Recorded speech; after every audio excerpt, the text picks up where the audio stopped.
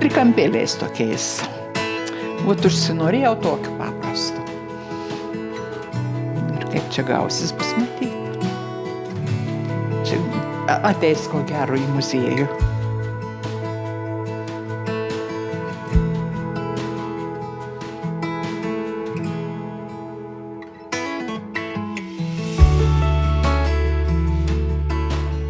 Megzt turbūt gal kokioj 5 klasėj, bet tai buvo toks, tik pamezgimas. Nebuvo, kad ten potraukis buvo didžiausias. Turėjom labai gerą darbų mokytoją, seniau technologijų, tada darbų mokytojas buvau. Tai labai jau mumis mokinu su kabliuku megzti, nerti ir megzti mokinu viską. Tai žinau, kad aš pirmą pirštinį mezgiau masie kokias 2 savaites. Bet ta pirštinė buvo tokia, leliukui. Kažkurį laiką tas mezgimas kaip įdingęs buvo. Paskui kaip ištekėjau, kaip atsirado mano pačios veliukai, nieko partuvis nebuvo. Reikėjo papuošti kažkaip tai. Tai ir siūlų nebuvo svarbiausia. Oi, kiek ir senų megztinių išardyti, iš kurių vaikams reikėjo padaryti gražiai, kad būtų. Daug. Ir po biškį, taip ir prasidėjo. O paskui jau, kad grinai pirštinis įnikau, tai čia rytus dėka. Buvo čia kažkoks edukacinis ir ten jinai pasakojo ir papasakojo, kad yra lietuvininkų pirštinis, reiškia, ten 160 ar kiek ten tų akių vienu žodžiu, nieks nebemezga. Galvoju, kas čia per lietuvininkų pirštinis reikia ieškoti, kas čia ir per du žvėris. Ir pradėjau literatūros ieškoti, atradau, kas tai yra, ir taip ir pradėjau. Nors vaikai visą laiką buvo su pirštinėm. Kojinių nemėgau nešioti, o pirštinis visą laiką turėjau. Aišku, tokių nenumesdavau, kaip dabar, kad numesku, bet tais laikais buvo labai gražius. Bent man pati atrodė.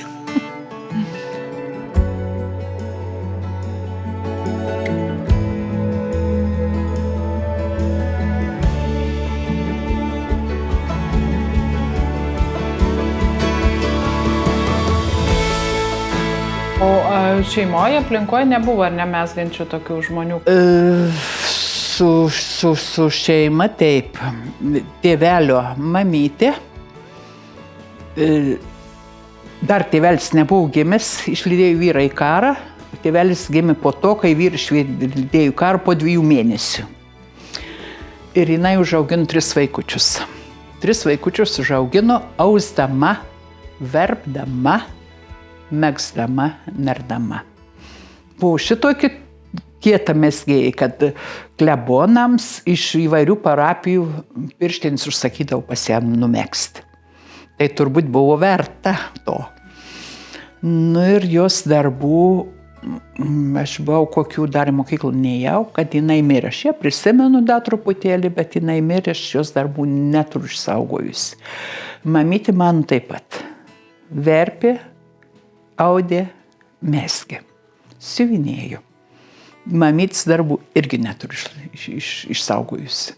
Turėjau dar vieną pagalvėlę, bet kažkur dingo.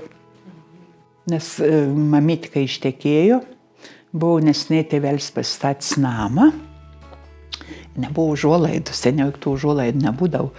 Tai mamytė sugebėjo susiverpti plonai liną ir išsiausti užuolaidas. Ir kai jau, reiškia, jinai sausio mėnesį kažkur ištekėjo, o kitiem metam, kai kalėdininkai važiavo, jau jį turėjo užuolaidas susikabinusi. 3 langai buvo kambarį. Tas užuolaidas aš dar ilgai prisimenu, kaip jos atrodė. Tais laikais labai gražiai. Ne, ir dabar jos būtų gražios, bet melioracijos, kelias, nieks nesaugojo tokių dalykų seniau. Taip, kad nieko neišliko, nieko. Nors prisimenu močiutės staltiesį mekstant, toks apvalus staliukas buvo, toks pusiau pintas, pusiau, man dabar taip akis atrodo, kai jisai buvo pusiau pintas, tai ant jo buvo staltiesių, labai graži buvo. O kur tas staltiesys dingo? Ar tą melioraciją, nežinau.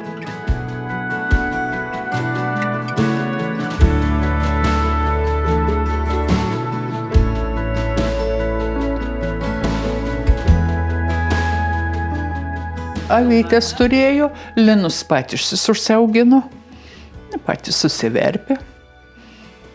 Viskas, žodžiu, pasiruošdavo.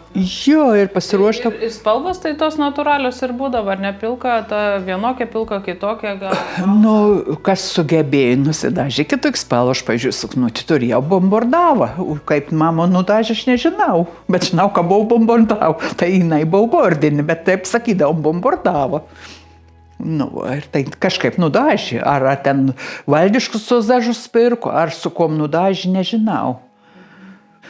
Kokius išsivinėdavo mamyti prie sofos, prie lovos, pagalvis, kokius kampučiai visur. Būdavo seniau tos atežeris, juk kiekvienas kampelis turėjo po savo trikampelį išsivinėtą gražų. Atminti daug kas ir užstrigė, bet kad išsaugoti nepavyko.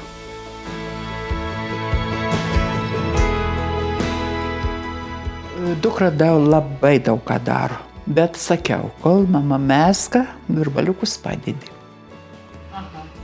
Nei konkurencijos nereikia. Aš sakau, nepiešiu, o tu nemegsi. Knygelių nebuvo, kai iš vaikams mezgiau.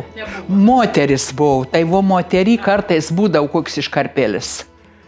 Toks žurnalas. Dabar to žurnalo nebėra dabar jo. Ten būdavo kartais, ir pirštinis būdavo kartais, būdavo ir kalnieriukai. Jų kalnieriukai buvo šauksmas mados. Kas gražesnio teisių mokykla. Buvo tas, ar ne? Buvo uniformų, kaip bus be kalnieriuko. Taip, bet dar ir kad gražesnis būtų. Kas to nežinori, kas nenori gražesnį. Į tuos naujesnius leidinius jau ir po truputėlį. O vaikiškas man patinka, žiauriai mėgsta. Patinka. Žiauriai patinka. Aš galėjau mėgsti, bet kad nėra kur realizuoti, ir problema.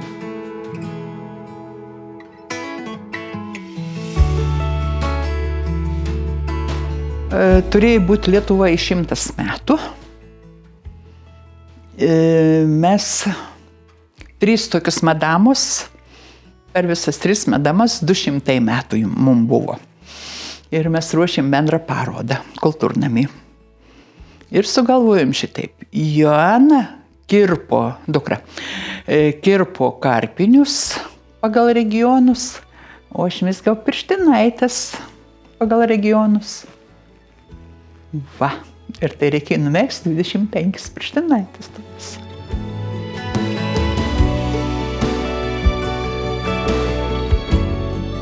Jaunimui dabar nelabai reikia to. Nes, taip pažiūrėjus iš kitos pusės, daleiskim, kad reikėtų dabar pirštinis nusipirkti, aiškios, mano kaina ir netokia kaip Maksimoj, bet Maksimoj tokių pat margumų ir pirštinių, po 5, po 3 eurus, nors tu 2 kartus išskalbėti ir lauk mesti, bet tam kartu tu nusipirkti pigiai. Ir užtat turbūt nėra to tokio, kad potraukio, kad norėtų.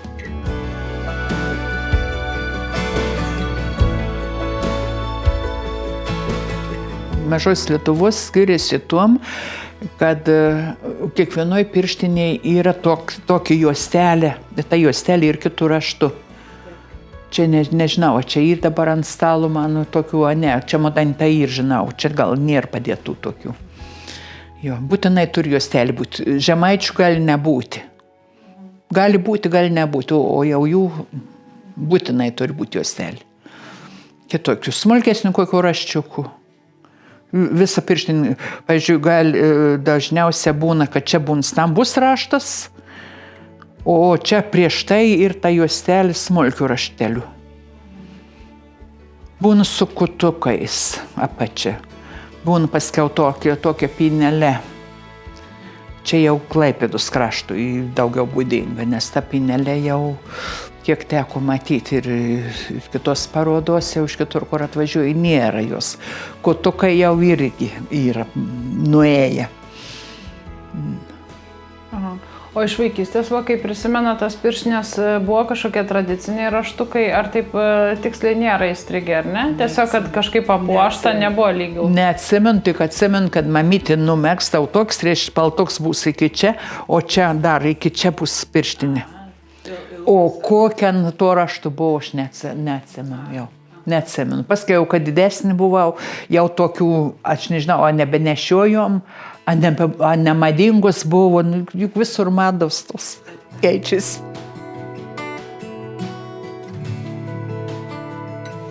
Čia ir etnocentre, kai buvo tos atvirukai, kur yra, čia irgi buvo beveik iš visos Lietuvos suvažiavusių mergaičių su savo darbais.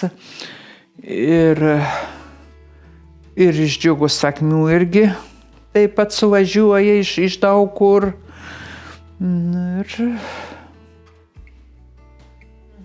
Šilutėj, kai buvo, irgi buvo, bet ten buvo ar 3 tik tai mezgėjos, nes ten buvo, biški kitokia paroda, daugiau karpiniai buvo, bet buvo ir mezginiai, o karpinių tai ten buvo pasaka kiek. Bet jūs karpinių nedarot, ar ne? Ne, jau nebe tos grebnim numelį karpinėms. Dukra daro jų.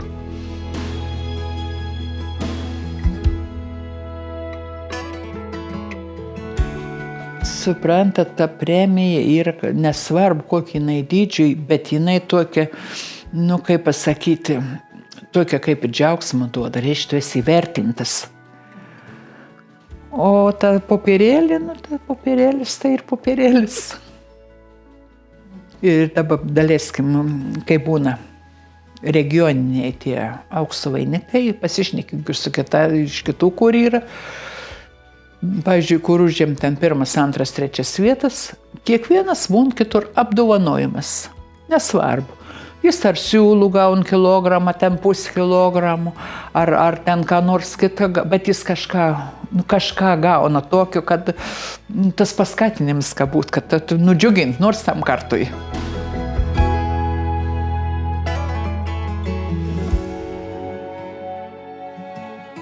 Armoninis labai gražus darbai.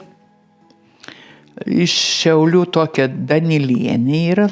Gražiai mes, kad čia tikriausiai jinai atvažiuos su Šaukėniškėms. Paskui yra tokia Žvirblienė.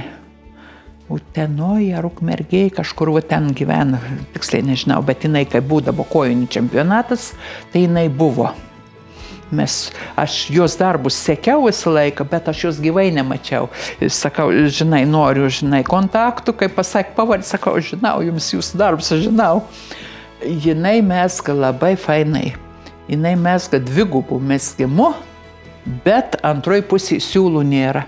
Gali nešioti ir ta pusė, ir antra pusė gali nešioti. Paskui iš Plungės, jau dabar pavardės neatsimenu taip staigiai, irgi labai gražiai mezganti moteris ir kur jau šiek tiek pažįstu. Yra daug gražiai mezgančių, negali visų atsiminti pavardžių.